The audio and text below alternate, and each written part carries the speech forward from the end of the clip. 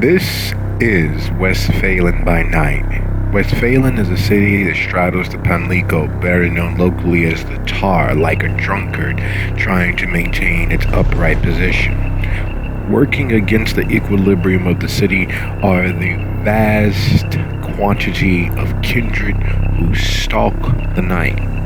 Adding to its rampant crime is disappearing persons and its seedy underbelly, which the locals take great pride in. Westphalen is a city that does. What it does is no one's business. After all, no one hangs out their laundry for the neighbors to see. But in this particular city, in this particular place, in the Duncern County region of North Carolina, what happens in the dark, well, if you're lucky, stays there.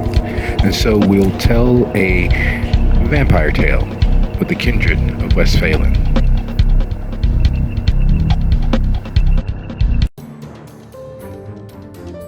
Where in Westphalen is CJ right now? Just curious. Peak Plaza Streets. Really? Business apartment. He has an apartment? He has an apartment? Biz does, yeah. Okay. So here's the reason why I'm asking. Does someone find where I'm squatting? Okay. So is CJ just as much of a homebody as he formerly was in Idaho, in Boise? Hiding from the light of night, as it were?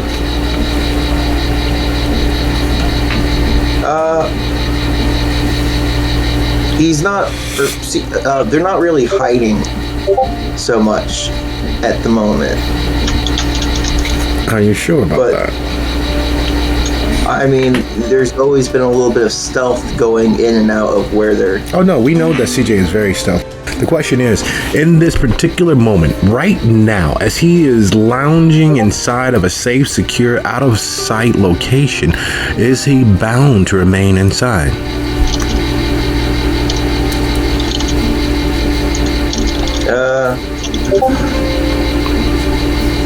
You're asking if there's a reason for him to stay in the apartment. Is that what you're asking? I do believe that my grasp of English has failed me, because the question is he inside? Would he need to traipse to clear his head, to find the impetus and ponder the many theorems circulating around his brain? And I say brain specifically because his mind is expansive. They have the ability to grasp fundamental concepts and apply them in such a wild, chaotic, varied perception and view of the world that it is impossible to say his mind. That would be the inclusion of everything that ever was and everything that might ever be. There's an elasticity there that it cannot be denied.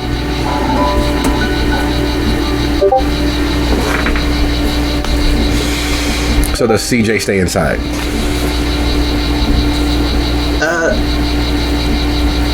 CJ's been finding themselves looking for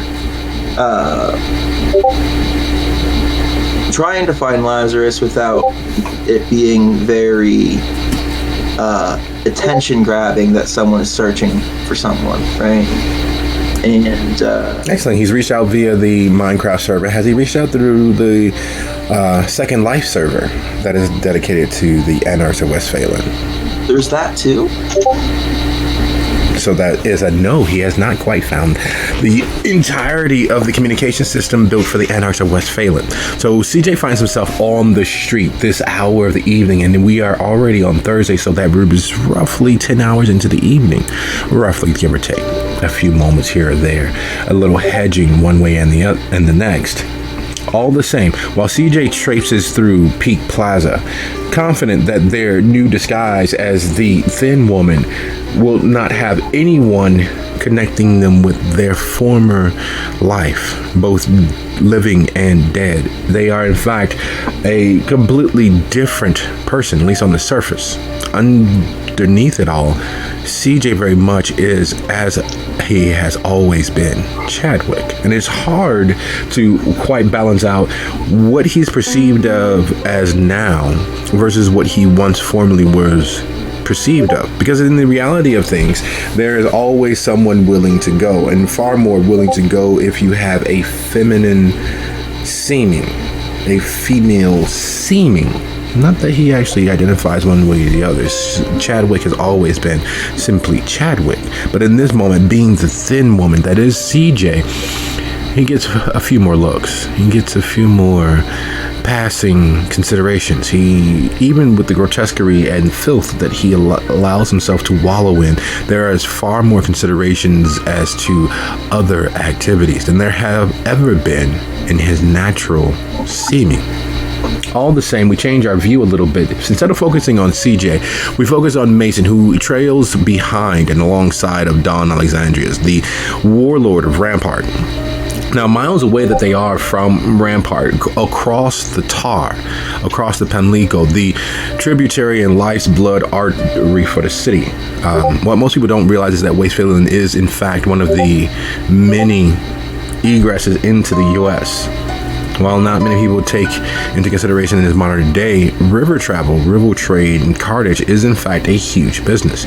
And Westphalen delivers up and down the coast. It is a hub of international and national commerce. Things come in, things disappear, things circulate throughout the bulk of the U.S. from this once pit of depravity that was the pirates' cove that it once was, the home of buccaneers in the U.S. In fact, Blackbeard himself had visited what would become and what has become Westphalen. But all the same, following along behind the warlord, the active warlord of Rampart, Dawn in her Slavically hinted accent. I'm sorry about interrupting your meeting, but you troubled me. Why would you visit the lateral? It is precarious, especially as well known as you are. Your faces has been plastered all over the newspaper. You are very bold and interesting, Warlord Volkov. Well, I wouldn't say so. I simply never gave up my right to go where I please.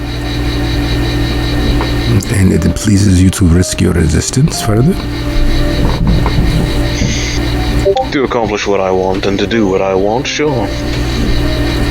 So the question should be asked, what is it that you want? You have come to the attention of Chancellor Lauren, and once he is done with his hunt, once he is done engaging in that pursuit that appeals to him, once he has found the Diableros, whether they are Diableros or not, upon your suggestion, I'm sure that he will come looking for you. However, my deputy baron, Angela Karin, is known to utilize those with talent such as yourself. And I would find it very beneficial to have an associate who understands the weight of my responsibility in beating the bush, in carrying the banner, in driving the forces of us to unite for a cause that benefits us. The problem being, while I see your usefulness, and I'm sure that the Baron will see your usefulness, I don't like competition. Then what is it you're suggesting? I'm suggesting that you become brief. I'm suggesting that you apply your ability to understand how best to incite willful, social, emotional, mental, and physical violence to curtail such attempts and attacks on us. I am suggesting that perhaps, much like why assassins are great triage doctors, and why surgeons make very, very good assassins, that you utilize your skills to save lives,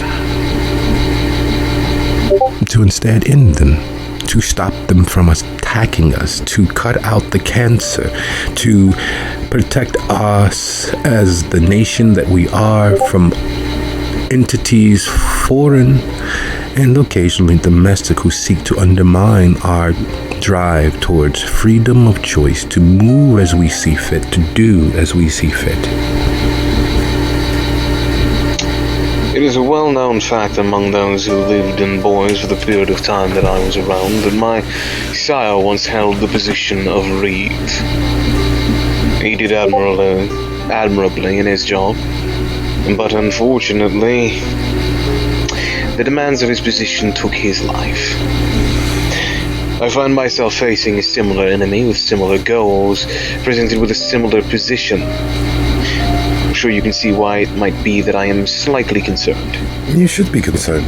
Opportunity always knocks. We don't always enter or open the door, but this, my friend, I can assure you, with no demand of your trust, that I am sure that if you were reeve of Rampart, that if you applied your skill in assistance of the Deputy Baron, that you would meet all the successes that you need. You, your touchstones, your family, your friends, your associates would have places. They would be free. I understand that Baron Trista is already mounting the cavalry, as you say, to rescue your friends and family. But why not have a place that you are sure none can assail them? Right at the very hoary edge of what it is to be a Westphalener. Under your watch, within your protection, but free to live as they see. I see objects painted in glittering gold, but more often than not, gold comes with the price of blood. Yes, you would have to work for it. What do I ask? To work together towards a bigger and brighter Westphalen for anarchs, to ply your trade, to stir and excite in defense, to utilize your skill at assassination verbally, to save lives, to protect lives, to keep us all safe. Unless, of course, you don't believe that you have it within you to do so. And I may have mistaken you. That is completely inaccurate statement. I am more than capable of accomplishing anything I set my mind to, thank you. Excellent. So then why don't you set your mind to this? Well, is there a reason you would prefer not to protect her? Is there a reason you would prefer to attack? No, it's an unfortunate bad habit to not trust a hand that is offered. Oh, I'm not offering you a hand. I'm offering you blood.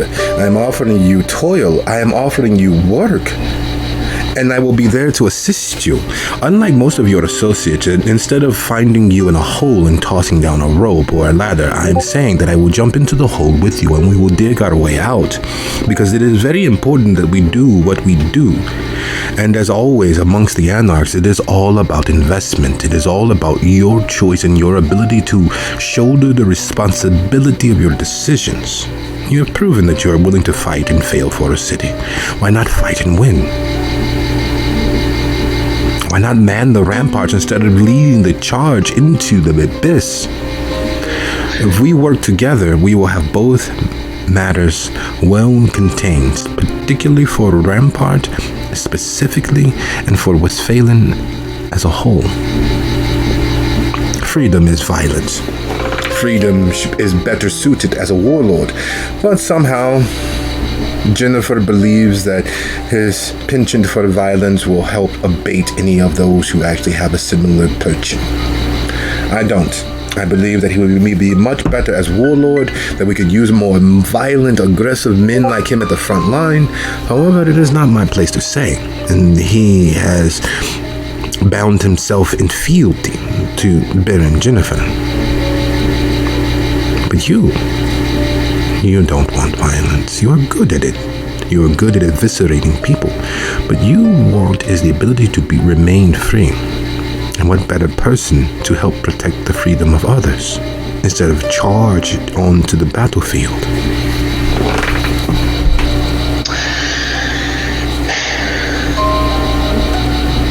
It is my intent, and it has always been my intent since I set foot upon these lens, know that my family arrived here through nefarious means to ensure whatever peace I can here, or at the very least make sure that there are no threats to that peace still standing. If this is the path forward, this is how I contribute to that peace, towards felling anything that might obstruct it, then I have little to no reason to accept it. To not accept it, I apologize for that.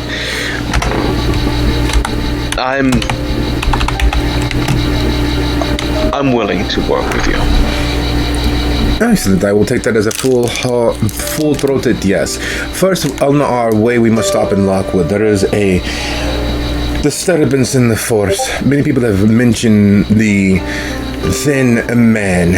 They have mentioned a specter moving amongst us covered in dirt and grime. We will stop and investigate and see if there's some merit to this. I don't believe that is the case. Perhaps some ill-meaning Towerite has found their way into the heart of our city, and we may accidentally run them over several hundred times. This is always my favorite type of peace, the peace where you get to curb stomp a few people.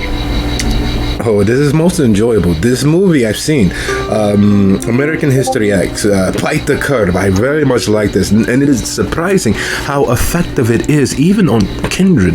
Do you realize the pain that shoots through you when the nerve endings of your teeth are shattered and destroyed? It is amazing. The fastest defanging I have ever seen. Oh, you are aware of Hezekiah, the former mountain man who came into town raising hell. He accidentally, on purpose, violated the domain of Deputy Jennifer. I was actually not aware of this. Oh, Freedom was in fine form that day, shifting from man to beast and back, and dancing around the man until he was far too tired to do anything more than just sit in his own Vitang. Freedom gave him the choice to either apologize or to eat his words.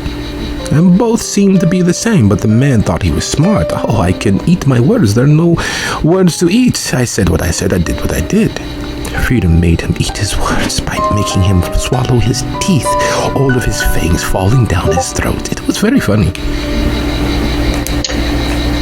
And I am assuming that it was quite the spectacle coming back up several hours later. You believe they came out? You're funny. Oh my, that gentleman is going to have a long-term issue. If he still walks, that is. Oh, he walked. He was led out of town that night. Jennifer walked him into the dark. And they had a very long conversation from what everyone can tell, because no one has seen him in over a year. Long conversations often have those results. Last conversation I had with someone, and now they are no longer anywhere that I can see. This is very good. And as you all drive through Westphalen, moving across the round and up into Lockwood, across the main bridge from the lateral into Lockwood, it is hard to not notice the immediate difference. You are moving from the lap of luxury right to its very bosom. You are now embraced by the idea of luxury, and the most troubling aspect is that there are no residential homes. There aren't any two flats or single family homes. There aren't any actual areas to live inside Lockwood. All of the buildings are commercial. All of the properties are industrial. Everything in Lockwood is suited to help and assist the accumulation of money, or worse. Yet you are sure that you know that people live in Lockwood. You've heard it. In the few days that you've been in Westphalen, you have heard that people actually live in Lockwood. It is a status symbol. But the where and the how is the question. There's nothing but towers. There's nothing but industrial. There's nothing but commercial. Where do people live? How do people live? Living amongst all of this banality, there's no way that any semblance of humanity might actually remain for long. Even with the short time that you've been amongst the kindred, the truth of that is in every vista and view you have once you cross the bridge into Lockwood. It is designed to be a tourist trap. You come, you look, you you leave. It's a subtle, pervading sense that no one wants you here. That would erode the mental stability of anyone, especially a kindred having been steps or miles removed from their own inherent humanity. All the same as you traipse up one block, down the next, noticing the heightened police presence, noticing the cameras on every building, noticing how many ATMs are street facing, which in and of itself is not that odd, but to have a bank of ATMs all street facing seems like you're being watched.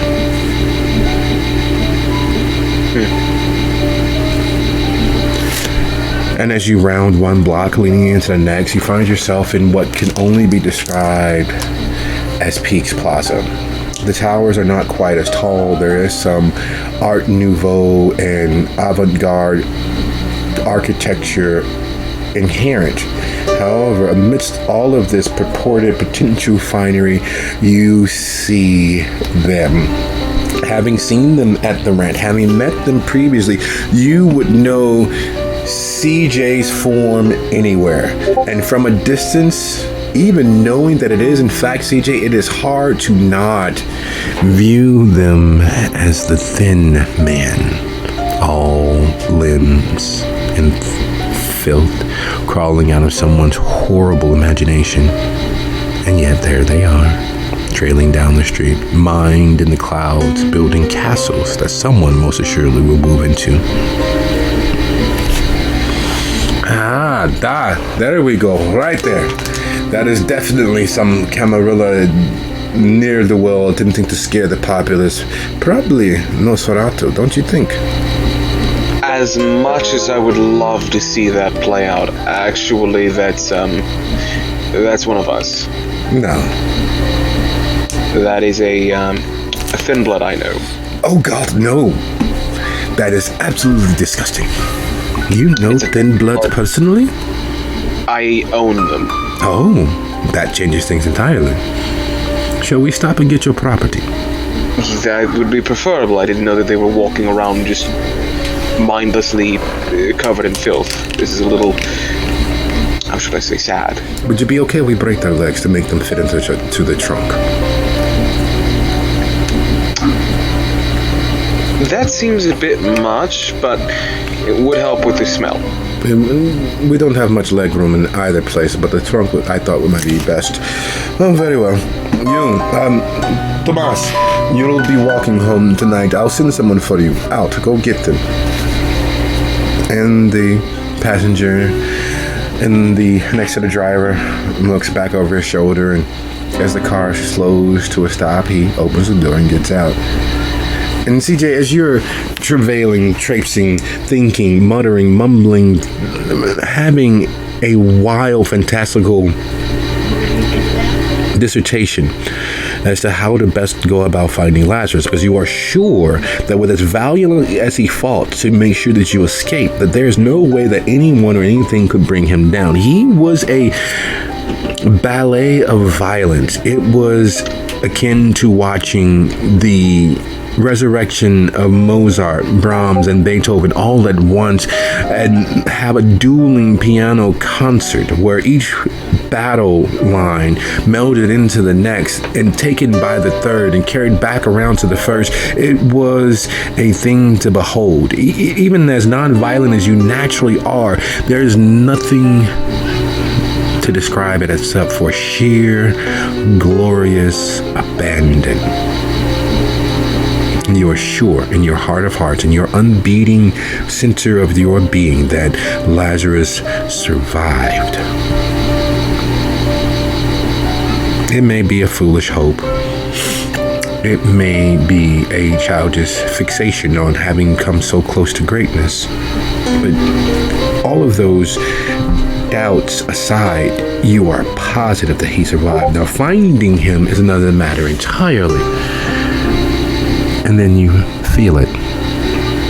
Having been an urban person for so long and having had to walk with your head down and occasionally dousing yourself in pine cones and axe and several other things to hide what you were from other people's senses, being watched or being approached automatically triggers your spidey sense, and you whirl to find a gentleman roughly 5'7", 5'8", slightly on the portly side. His pale skin could easily be just ignored due to some Slavic or northern ancestry, but the glint of his red eyes, however, cannot be.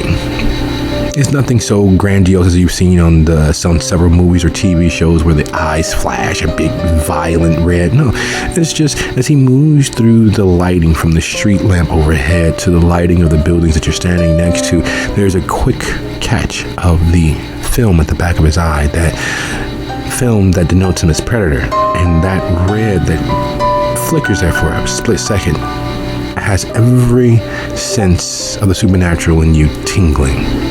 Here's a man accustomed to violence. Here's a man that you would be surprised has not beaten more than his fair share of debtors one way or the other up in some dark alley somewhere in some far Eastern European nation. He looks the sort that would be what most people imagine a Russian mafia to look like. Hey, buddy, get in the car. Excuse me? Get in the car. Your master is here.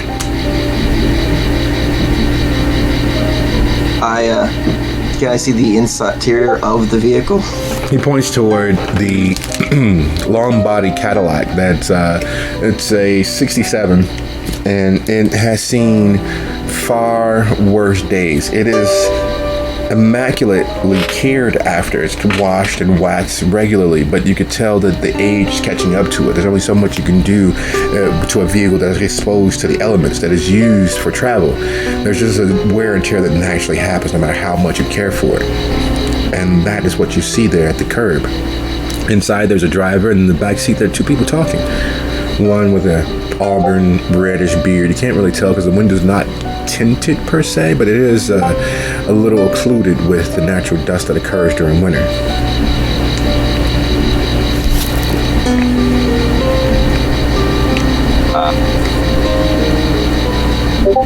I'm going to just make a bit of a confused look and walk towards the car. Get in the car. We only have so much time. Police presence. Get in the fucking car, please. All right, get in the car. As you move around the car and step into the passenger's seat next to the driver, it is impossible to not notice that behind you is a most handsome woman with the most striking claw marks down the left side of her face, and sitting next to her is in fact Mr. Volkov. Pleasure to meet you again so soon. It's fantastic to see you. This is a surprise. It's a surprise for me too. It is not a surprise. You are very, very distinctive, and you are in the hub of the city. We've been watching you for a few days, and we were honestly hoping that you would come out. I had planned to drag you to the middle of the street and reverse back over your form several times and drive over your form several more, so that the message would be clear. Stop attracting attention to us. You are monstrous. But you're not Camarilla, so you have an opportunity to discuss and verify yourself, and Volkov says that you are his, so I would not break his toys. I just look like I'm sick and dying. How long can you look sick and dying? How many days do you believe this might be before word spreads?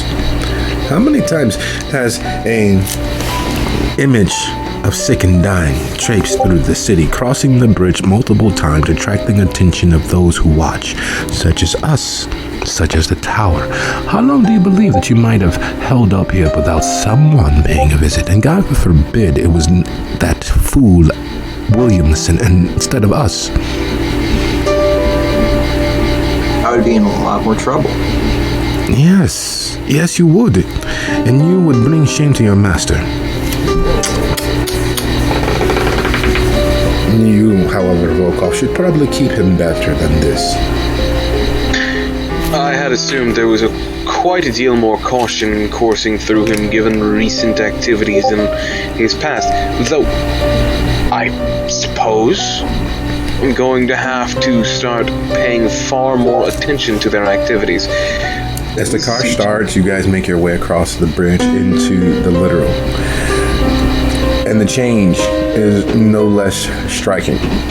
It's no less obvious that you're moving from one depth to the next. Now the trip through the literal, because you are coming in through Billabong and making your way up north and east into Rampart. Rampart is not the poorest area of Westphalen, and is also not the richest. It, however, is the most varied. There are single families of multi-use. There's cul-de-sac divisions built around various small stores, localized commerce. There are areas that look as if they have been transplanted from Soho.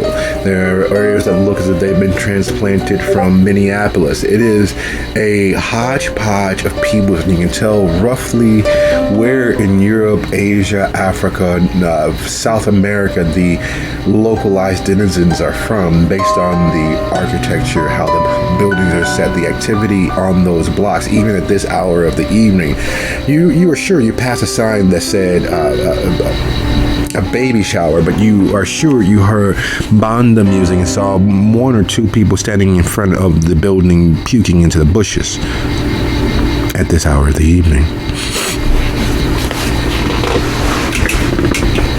This is quite the lovely neighborhood. This is very good to blend in. Deputy Curran believes that the best place to hide is in the open. I can't disagree with that. I suppose I must change my style if this is to be my area of operation. No, this and the entirety of the littoral is your area of operation. While we adhere and offer fealty to a particular deputy baron, the entirety of Westphalen is ours to do what we do. Unlike the Towerites, we don't respect their boundaries. In fact, we do everything we can to nudge and edge their boundaries as often as possible. Because while their laws apply to them, they do not apply to us. I see. Choke them with the chains they chose to bind themselves with. Exactly. I'm sure you've heard freedom speech quite a few times. He's really quick to offer it. We don't shit where we eat, but we do eat. I'm not quite sure what he means by it initially, but I took it to mean that fuck the tower. I think any grand speech from any anarch can be summed up with those 3 words.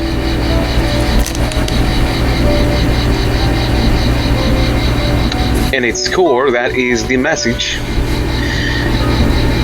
Yes, I believe so. Here we are.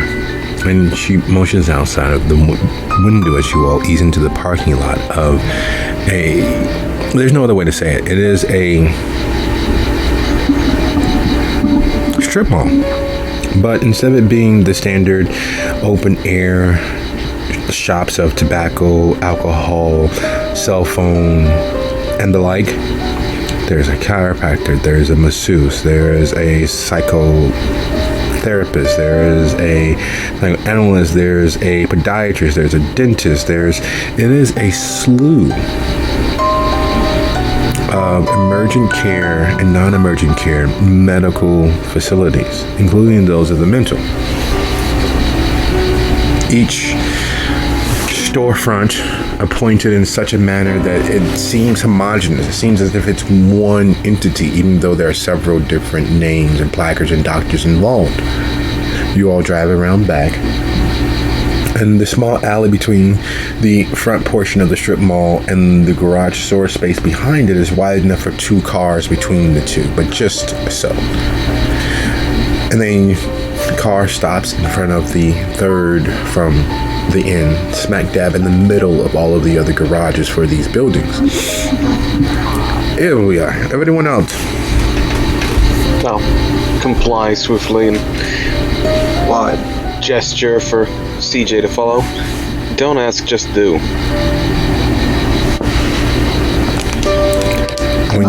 CJ just nods and follows. When you all get out and move toward the garage door, Dawn hits what looks like a garage door opener. It's a small little remote. And as the door opens, you realize that the illusion of the facade of the many different garages is in fact just that.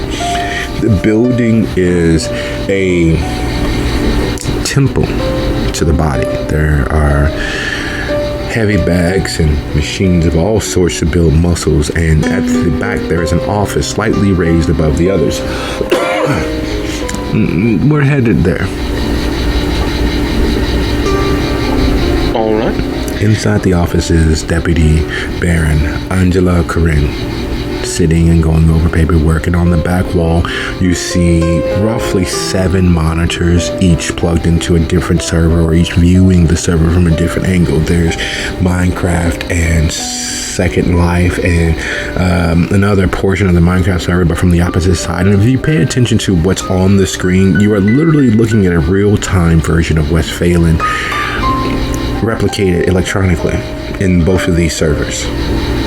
You could, if you wanted, based on the messages being exchanged and sent across, pinpoint where certain people are if you knew what their avatars were. This is quite complex. I must hand it to you. This seems like it took quite a while to set up. Yes, welcome. And she pauses, looking at CJ. Oh, you were at the ranch. Don, have you seen to their necessities? No, I'm not your maid. I'm not going to feed them. They know where things are, or they can find it. They're not stupid. You're right, Dawn. I believe that will be all, unless, of course, you would like to sit in on this meeting. Well, of course, it was my idea. I liked the idea of hiring Volkov. It wasn't your idea, but thank you so very much. No, I beg to differ. I think it was, especially you'll like to put the responsibility on me because I believe that they are a package deal. This one is thin-blooded, but he's Volkov, so we may find a position for him.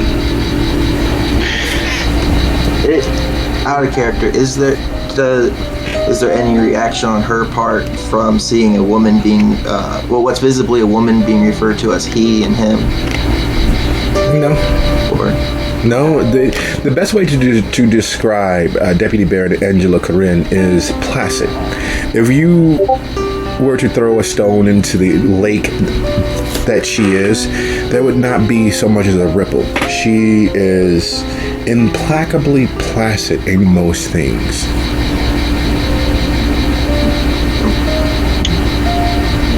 While their appearance seems to be rather awful, and they have a penchant for walking openly despite their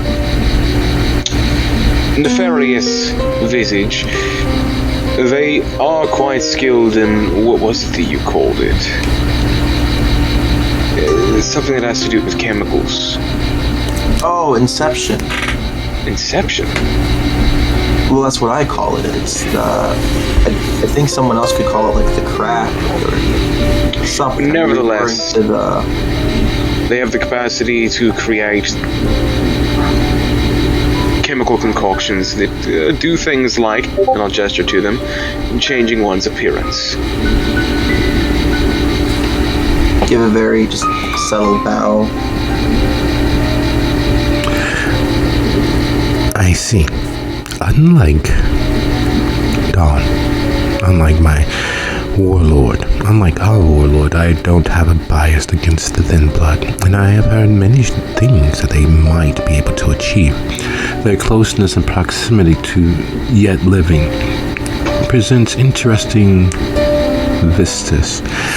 Please have a seat, unless of course you are in need of some sustenance. We can arrange that. Unless you deem it necessary, I believe such things can wait for after. Yeah, I'm fatally full. I feel the claws of the beast, but I can handle myself. Excellent. Lady, gentlemen, people, as you all are, I'm sure that you have paid all due attention to the information provided during the rant. These, of course, were simply the high points. Oh? Yes, there are several levels and layers of details that can and should be addressed and will in due time. Having more manpower to do so and to strengthen our borders to ensure the safety and domestic tranquility of as many anarchs as possible requires boots on the ground. It requires pressing the flesh. No offense, madam. It requires being visible, viable, and functioning. As such, despite my warlord's penchant to rouse those who abut our own domain, we need skilled, thoughtful individuals, much as Baron Trista stated during the rant. Calm, level heads willing to risk, willing to put their own necks on the line for others, willing to support the ideals of freedom and personal responsibility. I'd like to offer you, Warlord Volkov, a position beneath me, working with me to pursue our goals of safety and security. And while, unlike Jennifer, I don't expect you to do so from the freedom of your heart and be paid as per whim will allow, I am significantly well off enough to support an average salary. I am significantly well enough to support an exorbitant salary if it is solely based on connections with the Anarchs as a whole and some looking after. Either arrangement will work best for me, but it of course comes with a title and inherent responsibilities. And I take it that this manservant of yours, this madam, would be a member of your staff. Of course. Excellent. I don't plan on letting them get too far away from me into the future, given how it is we encountered each other once more. Excellent. There are many places in Rampart that may suit your needs for space from your neighbors. There are many places throughout the literal where other such things can be arranged as well. Might I suggest, as per Dawn has informed me she's spoken with you about, a position as Reeve and your sweeper?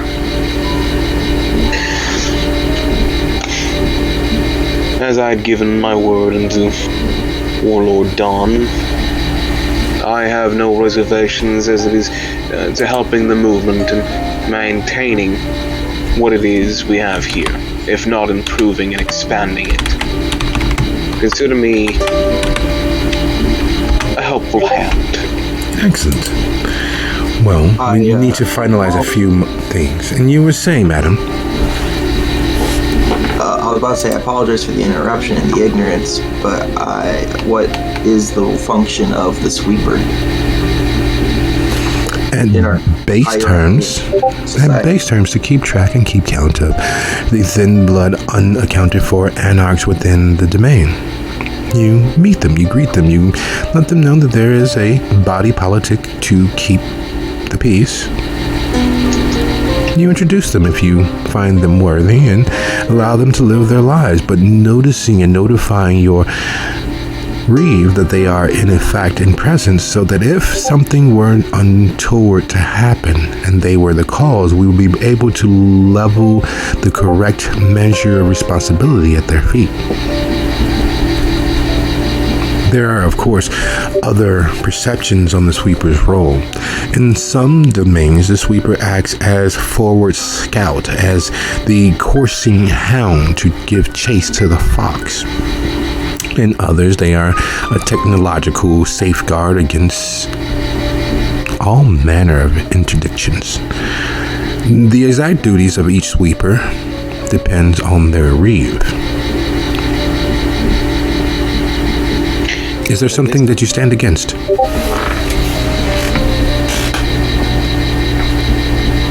Was that a question to me or him? Both.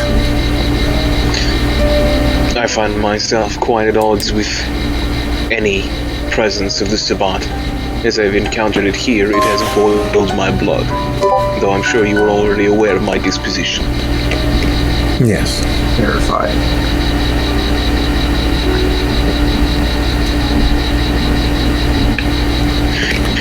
And I'm sure the same can be said for my associate here.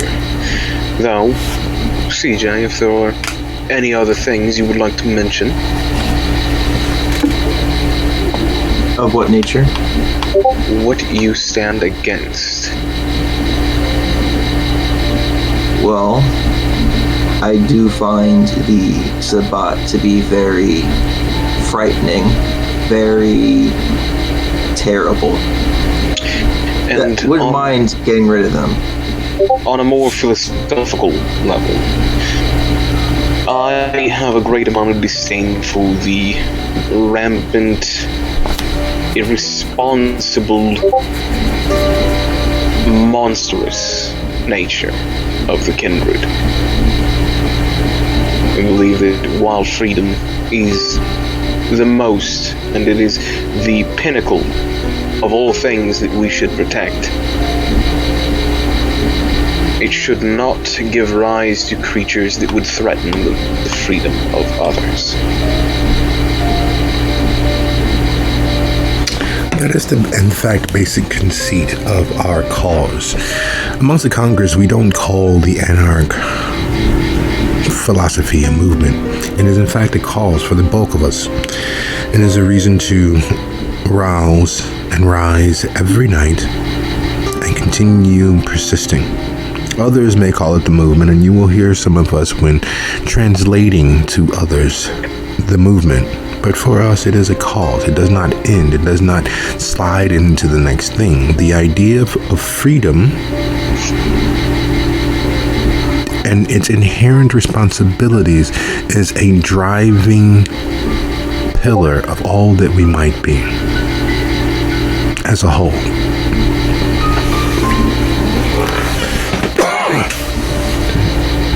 Excuse me.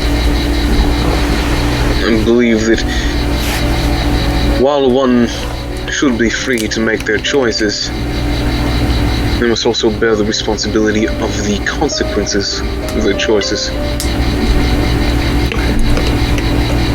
And that's the razor's edge that we walk on a nightly basis. That is the reason why Savine yet lives and why we work against her so directly. Everyone has the choice to make whatever decisions they will. And a being such as Savine has made the choice for absolute outright evil simply because it is theirs to make. The foundation of the tower is slavery. The foundation of the tower is in fact slavery. It is built upon the brows, backs, sweats, and lives of others to profit those near the top, those who have fought from similar positions themselves, and instead of ending the cycle of violence and enslavement, it only foster it. Because after all, I survived it. I survived my beatings. Why can't you? And that is wrong. It's a form of vindictiveness, I assume. I have only barely met this Savine. I encountered her in the Ventru Garuja, and she said but a few words to me before disappearing. I have not formed an opinion on her beyond that she is the enemy. But do you understand why she's the enemy? There are still plantations in the area with her name bared upon them. There are still places in the dark if you find the right plantation where you will find the fruits of her current consistent livelihood as a slaver. She provides a bulk of the aperitifs for Elysium. All of the many decoctions of blood being offered come from her coffers. Why do you believe there is no circulatory system in Westphalen? You're telling me that she is treating people like cattle? Every single solitary night and day.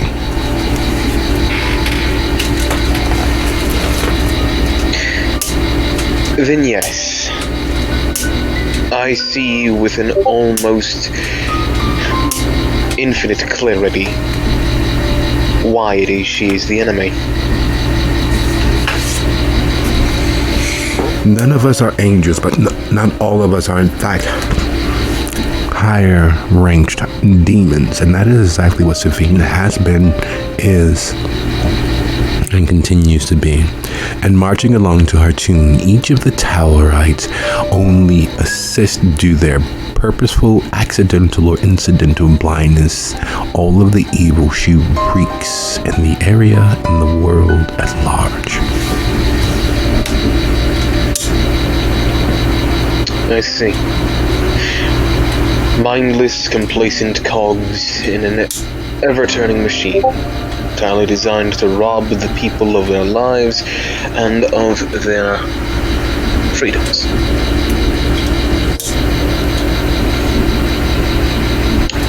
I would almost feel pity if it were not for the fact that they have chosen it.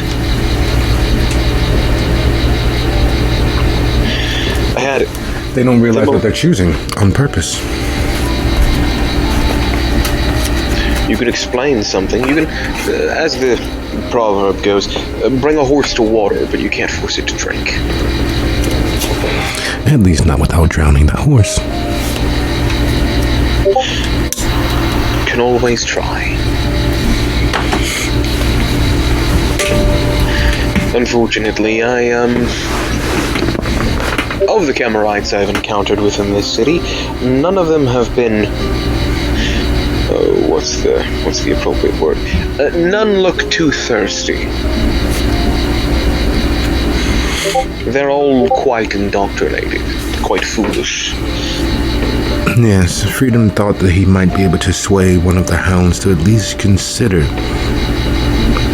operating with some semblance of parity.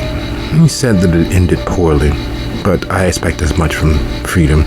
He has an instinctual grasp as to how best to anger people.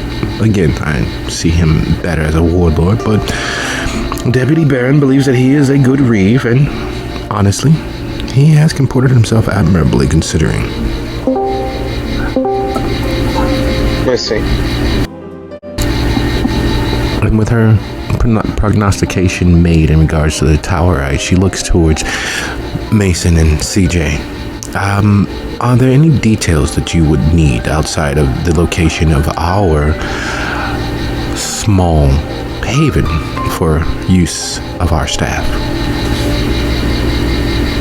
A detailed list of the kindred that we have on file.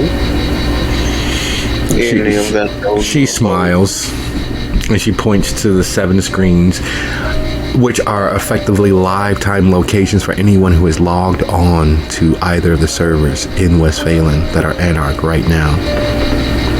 Then, it seems that the only thing that I quite require is a functionally good enough system to access this. That can be arranged. Dawn never uses hers, so I'm sure that she wouldn't mind your using it. Dawn looks at you and CJ, not without maybe washing their she stops herself. It was clear that some insult was coming, and she realizes you don't know her well enough to tolerate such a thing. There is a single raised eyebrow as she bites her words back. Well, I'm sure whatever it is you would like us to wash will be washed.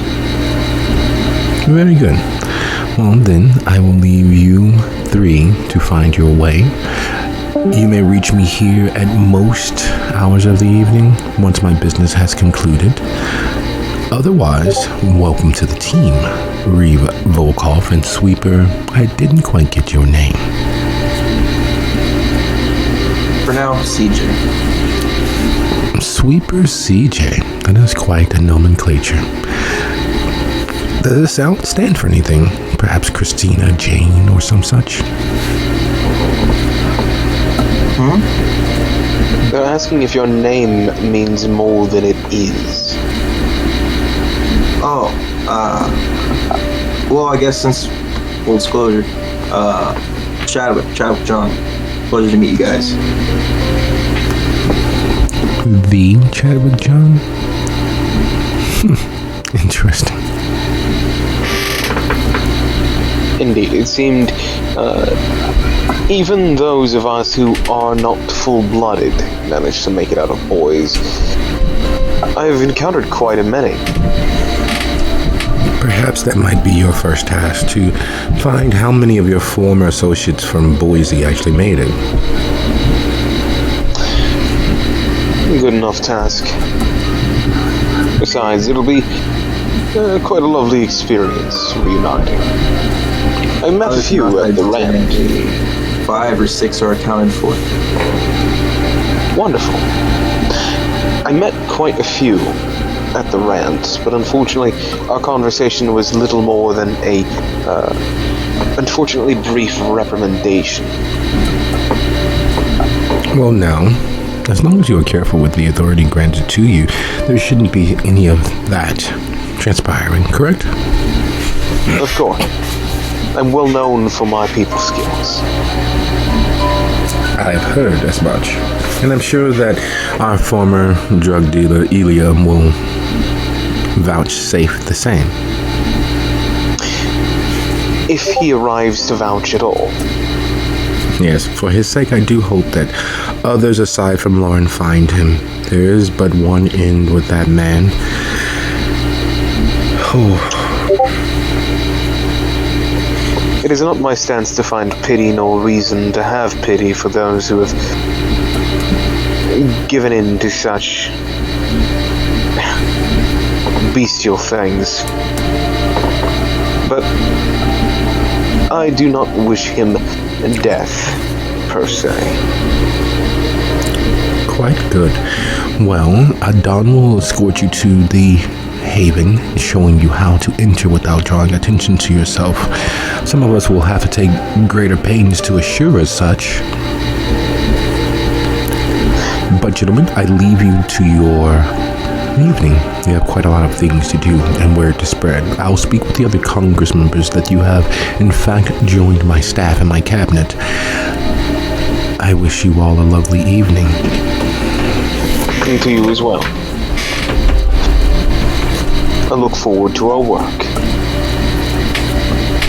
And as you all bid adieu and make your way out, Don does in fact finally break down.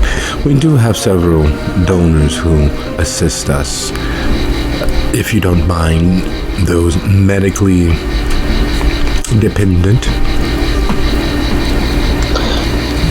Anything with a taste of death should work. Oh, I have just the thing for you then, my friend. We have a hospice center on the other side of the rampart. It is very near, in fact, Chavis, but it is one of the better.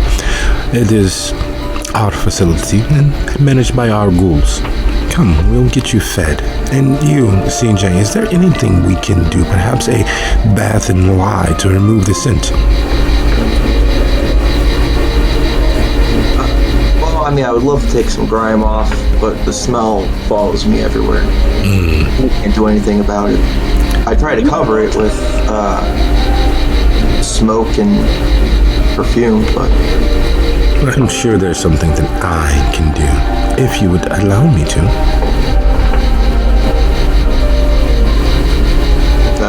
Of what nature? Well, we would not like to spoil the soup. It is a yes or no question.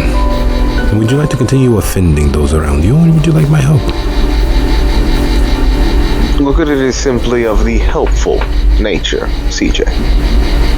Alright. It will be a little painful, but I'm sure that you have taken quite a bit of pain in your life. This will be nothing new. You'll be fine. You will survive it, I promise this. Wonderful. Yay. Hey, CJ, you happily lapped up Vitae-laced heroin the moment I presented it before you without even questioning it. This should be mildly less annoying for you. And with that, I'd like to thank you all for a lovely session. And it was far easier doing it via voice instead of via prompt. Agreed. Good night, everybody. I will see you around via text.